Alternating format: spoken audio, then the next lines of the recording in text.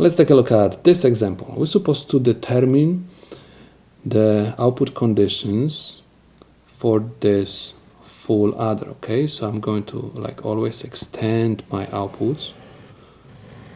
Okay, so this is my sum and this is my carry out. So let's do analysis. So I have 0 over here, I have 1 over here. 0 exclusive or 1 gives me 1, and this one will go over here and over here. This one from the input C will go over here and will go also over here. The 0 from A will go over here and 1 from B will go over here.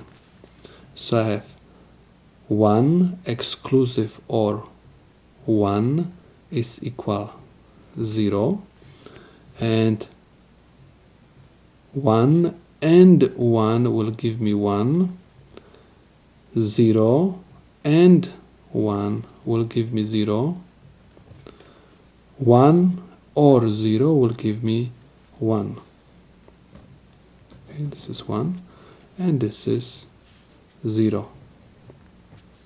Okay, so this is the answer, and let's check. Let's prove that this is true. So this is full adder. Simply write the formula A plus B plus carry in. This is equal.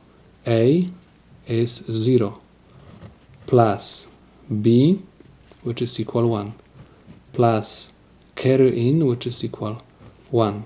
0 plus 1 plus 1 is equal binary 2. Take a look what we obtain. We got binary 2. So we can say that the answer which we obtain from the analysis is correct.